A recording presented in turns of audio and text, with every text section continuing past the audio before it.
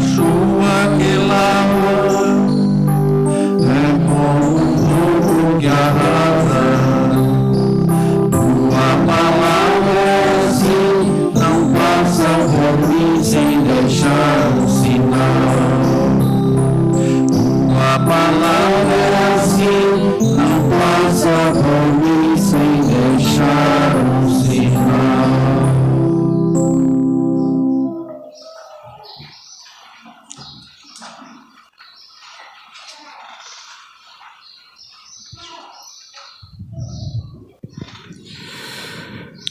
Muito bem, meus queridos, nós nos encontramos no terceiro domingo do Advento. Semana que vem já encerramos na questão dos domingos essa preparação, não é? Na próxima semana nós já estamos completando esse ciclo com a solenidade do Natal. E aí a pergunta que fica é: será que nós estamos conseguindo nos preparar de maneira satisfatória para esse momento? Porque por vezes o Natal se resume nas nossas casas e nas nossas famílias a uma festa, por vezes bastante mundana, não é? Por vezes até profana, onde poderíamos nos perguntar: será que alguns dos santos que nós temos adentraria o nosso lar e participaria das festas que lá se realiza? É um bom questionamento, não é? Será que se nós convidássemos Santo Antônio ou Santa Bernadette, eles aceitariam o nosso convite, adentrariam o nosso lar e festejariam conosco na solenidade do Natal? Eu tenho medo de fazer essa pergunta até para minha própria casa, não é? Mas, meus queridos, falo isso não para colocar medo no coração de vocês, mas para que possamos pensar e refletir se a nossa preparação condiz com o que a igreja quer para nós, para o nosso crescimento, não é? Ao passo que nós já estamos chegando no fim desse ciclo, e é importante que a gente perceba que o centro da nossa alegria e de toda a nossa festividade tem que ser Jesus Cristo. Por vezes nós buscamos em tantas outras coisas a alegria e a felicidade daquele momento, e aí parece que se faltar alguma bebida, a noite será triste. Parece que se faltar algum alimento, peru ou churrasco, não terá a alegria da festividade. Parece que se não ter uma brincadeirinha de um amigo secreto, um amigo oculto, um amigo da onça, a festa não será completa. Parece que se não levarmos um presente ou ganharmos um presente, a alegria não está completa. Meus queridos, se foi esse o nosso pensamento, e se estiver na preparação dessas festas esses objetivos, talvez teríamos que repensar. Porque onde está Cristo nisso? Onde está a nossa preparação para receber Jesus Cristo na nossa casa, nos nossos lares, nas nossas festividades? Eu não estou falando que essas coisas não possam acontecer, não é? É claro que é sempre bacana, de repente, eu não gosto muito do amigo da onça, mas um amigo secreto, não é? Um amigo oculto, um churrasco, né? Tem gente que gosta de peru, eu não gosto de peru, então quem gosta de peru, faça o peru, não é? Mas, meus queridos, que tenhamos essa centralidade de Cristo nas nossas festas, que Ele seja verdadeiramente o motivo da nossa alegria. temos o cuidado de não colocar a nossa alegria em tantas outras coisas que são passageiras. Passageiras. Sabe, durante muito tempo na minha vida, e desde criança, eu fui alimentado por uma ideia que o Natal era o momento de receber presentes.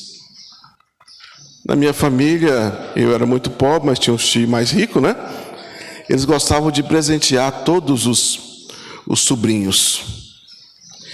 Então, eu nem ligava e nem sabia que o Natal era uma solenidade onde nós tínhamos Cristo por referência e Cristo como centro. Durante muito tempo, a minha expectativa do Natal era o presente. Principalmente quando eu era criança, não é? E as comilanças, porque tinha muita comida. Minha tia fazia ainda faz uma salada de maionese que até hoje eu não vi igual. Mas veja, eu fui criado de repente numa cultura onde não me revelaram Jesus Cristo, não me mostraram plenamente Jesus Cristo. A festa do Natal era um momento onde a família se reunia para comer, e o auge era esse momento onde dava os presentes para as crianças. E olha que a minha família sempre se diz muito católica.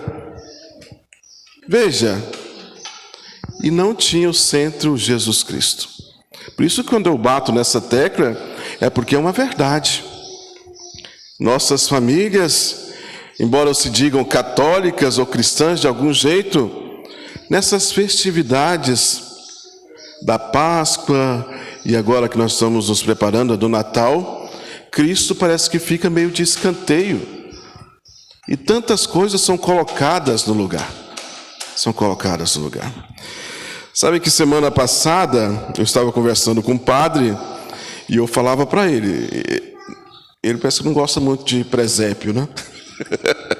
Eu falava, padre, você me desculpa, mas eu gosto demais da conta, eu acho bonito demais, porque tem uma representatividade, não é? São Francisco de Assis estava muito inspirado quando ele organizou a primeira cena, não é, do nascimento do nosso Senhor Jesus Cristo.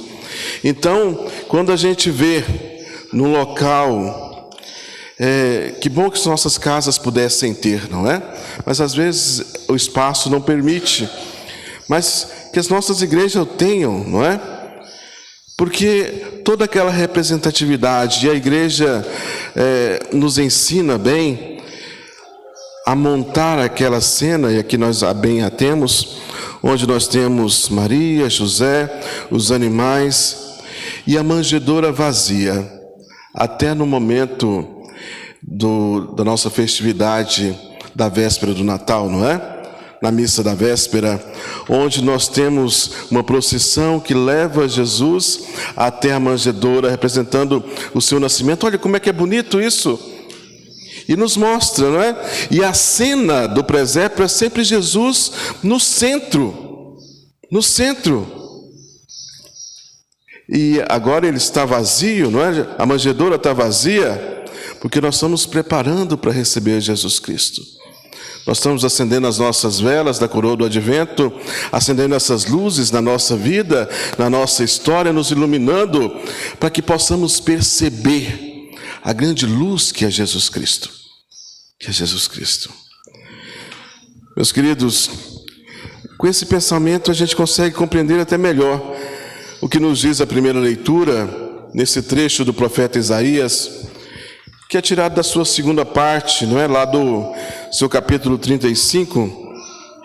E o contexto é que o povo de Judá, de Jerusalém, tinham sido levados, exilados, estavam longe da sua terra natal, estavam na Babilônia, e eles ficam lá cerca de 70 anos. Então, muitos do que foram para lá já tinham morrido, não é? O que estavam exilados já era a segunda ou terceira geração. Então, já ficaram tanto tempo longe da sua terra natal, do culto no templo, e o templo havia sido destruído também.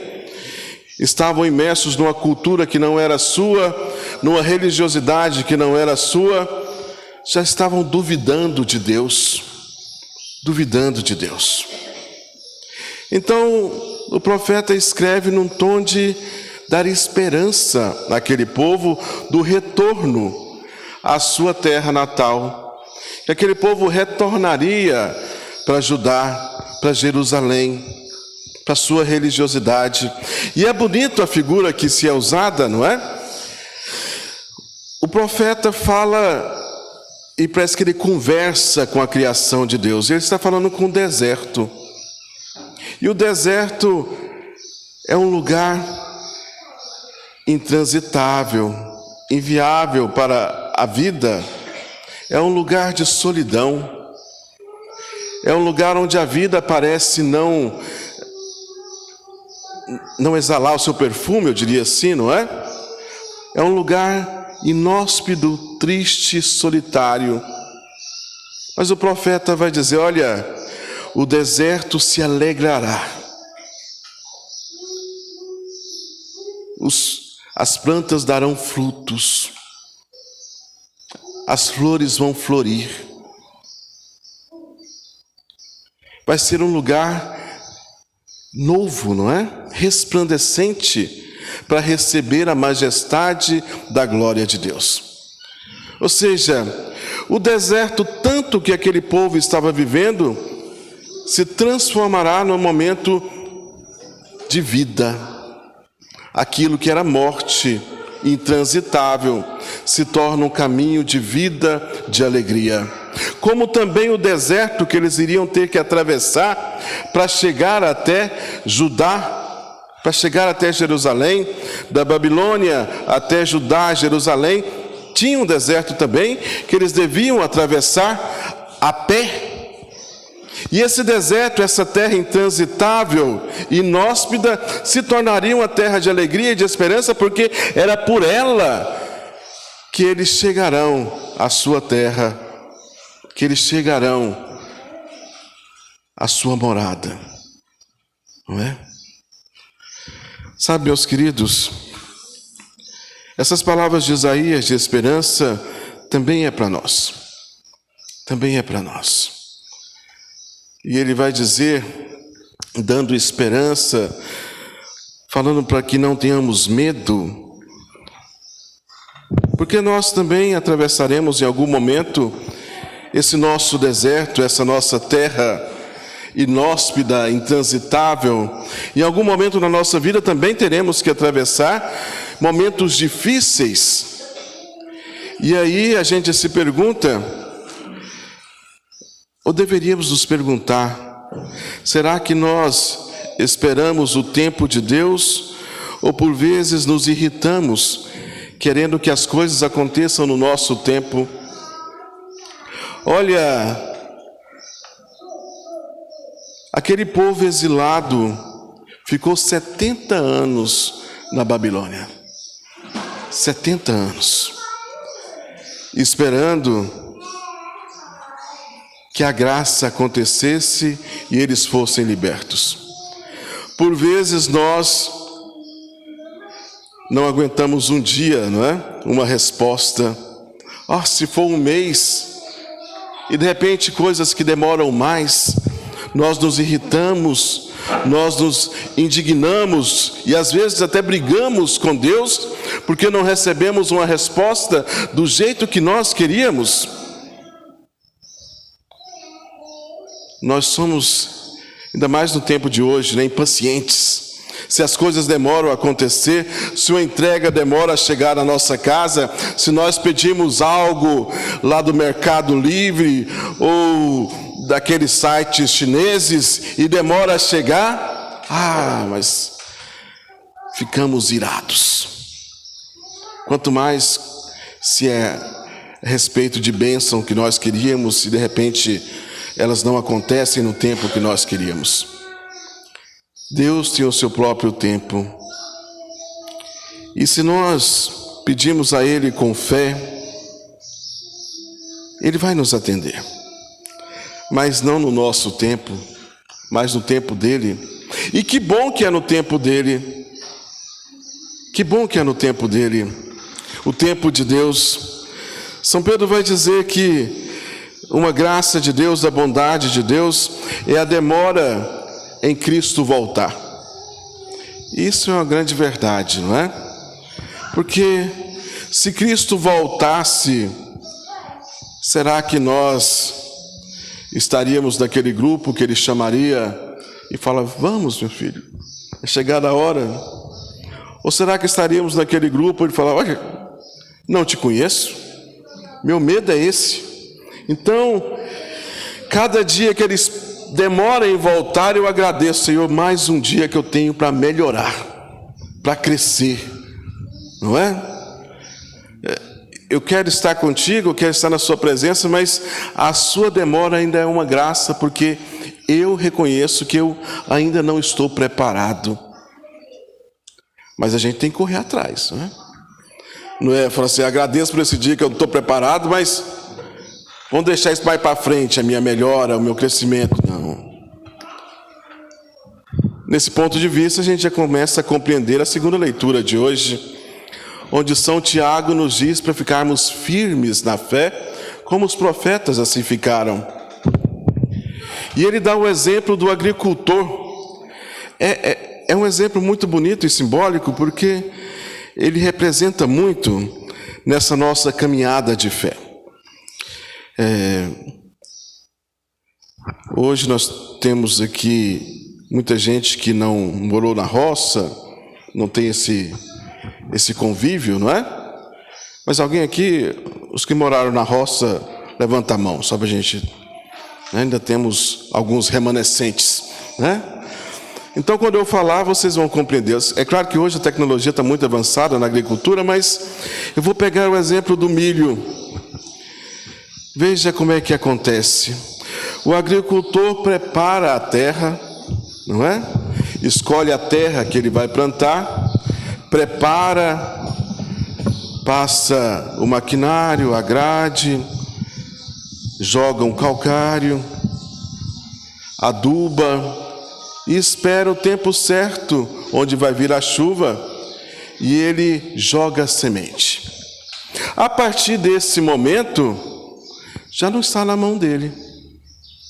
É Deus. É Deus que vai fazer germinar a semente, é Deus que vai mandar a chuva no momento certo, é Deus que vai dar o tempo certo, porque não somente de chuva vive a planta, mas precisa do sol e a chuva. O sol e a chuva. Que não seja muita chuva, que não seja muito sol. É Deus. O agricultor fez a sua parte, preparou a terra, lançou a semente. O resto é Deus. A nossa vida deve ser da mesma forma, não é? Preparamos a terra do nosso coração, da nossa vida, colocamos lá a semente da palavra de Deus, e aí é a graça de Deus que a gente tem que deixar agir em nós. O resto já não nos cabe. O que a gente pode fazer para que Deus possa fazer o milagre em nós, senão somente nos abrir a Ele, somente preparar a terra do nosso coração. É a graça dele que vai nos edificando, que vai fazendo com que a gente cresça, que vai fazendo com que cada vez mais Ele apareça e nós diminuamos. Mas temos que preparar a terra, temos que lançar a semente. Temos que lançar a semente. O Evangelho de hoje nos traz, lá em São Mateus, uma cena bastante até intrigante. João Batista estava preso, ele conhecia Jesus, ele o tinha batizado, e nós vemos nos trechos do Evangelho até com uma reticência. João Batista diz: olha, eu que deveria ser batizado por ti. E Jesus vai dizer: não, batiza-me, porque deveria as coisas acontecer desse jeito. João Batista, por vezes, vai dizer: olha, eu batizo com água. Acho que é o Evangelho da semana passada, não é? Eu batizo com água, mas vai vir aquele que batizará com fogo. E eu não sou digno nem de desamarrar as suas sandálias. João Batista também vai dizer, quando Jesus passa, eis o Cordeiro de Deus. Então João Batista sabia que Cristo era o Messias, mas o intrigante é que hoje, quando ele ouve falar do que Jesus estava fazendo, das suas obras, parece que ele dá uma hesitada, não é? E ele manda seus discípulos irem lá até Jesus e perguntar: és tu o Messias ou nós devemos esperar um outro? Por que razão deste questionamento? Nós temos divergências nos nossos estudiosos, nos nossos biblistas e teólogos, mas eu gosto muito dessa vertente do ensinamento da igreja. João Batista tinha um posicionamento bastante severo nas suas palavras. Não sei se vocês bem lembram, mas ele era duro e rígido, não é? Na sua pregação. Ele pregava que era iminente o dia do Senhor, o dia da ira, em que o Senhor viria. Evangelho da semana passada também, não é? O machado já está na raiz da árvore. O Senhor vem com a pá na mão para limpar a eira e jogar no fogo a palha para ser queimada. Não são as palavras de João Batista? Então João Batista pregava que o Senhor viria e no dia do Senhor, como que ele aniquilaria tudo que era mal. Transformaria essa realidade decaída em algo totalmente bom. Só que Jesus, nós vemos, tem um discurso um pouco diferente, não é? Ele não quer aniquilar com essa humanidade decaída, e graças a Deus, não é?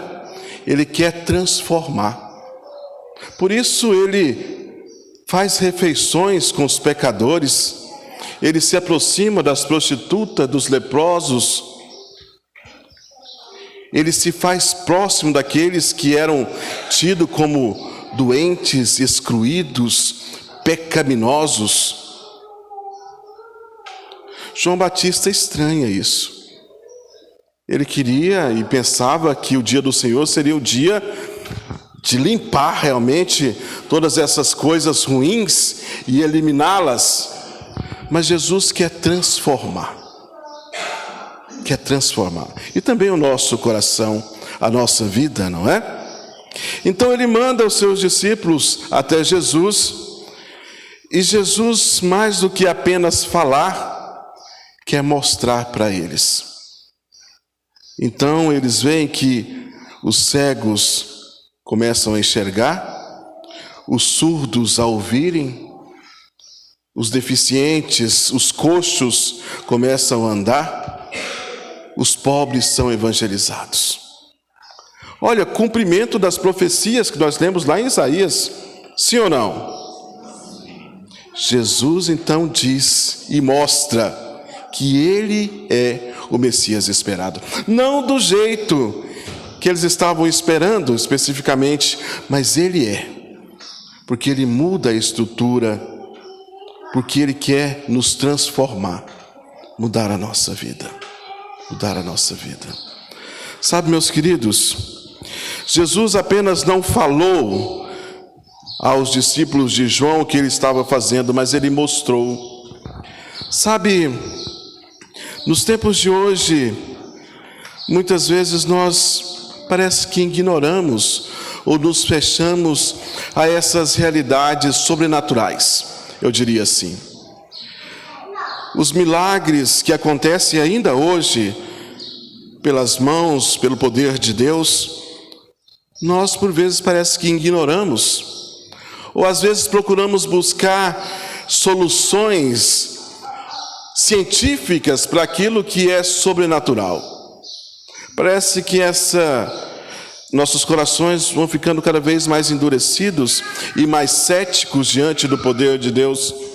Se alguém fala que foi curado de uma doença de maneira milagrosa, por vezes nós tendemos a nos questionar, deve ter sido um exame que deu errado, e ele não sabia que essa doença era, desse jeito, ou se não, achou o remédio certo, ou se não, ele deve estar equivocado, pensou que era doença demais, não era nada. Por vezes procuramos, minimizar ou achar respostas na ciência para algo que é sobrenatural. E eu não digo que a ciência já seja uma resposta de Deus, porque a ciência por vezes a ação de Deus. As mãos dos médicos realizam também os milagres, mas há tantas coisas por aí que a medicina talvez não encontre respostas. E nós temos os milagres dos santos até hoje nesse ponto, não é? Os milagres são a resposta de Deus diante de algo que a ciência, que a medicina não pode responder. Mas por vezes nós ignoramos isso. Por vezes quando uma tia nossa ou uma avó conta, nossa, eu recebi um grande milagre de Nossa Senhora, parece que entra no ouvido e sai pelo outro, não é? A gente ignora. Olha, Deus ainda agindo, os milagres acontecendo, mas parece que a gente não quer ver, parece que a gente não quer ouvir, ou quando a gente ouve, o nosso coração está tão duro que a gente não percebe.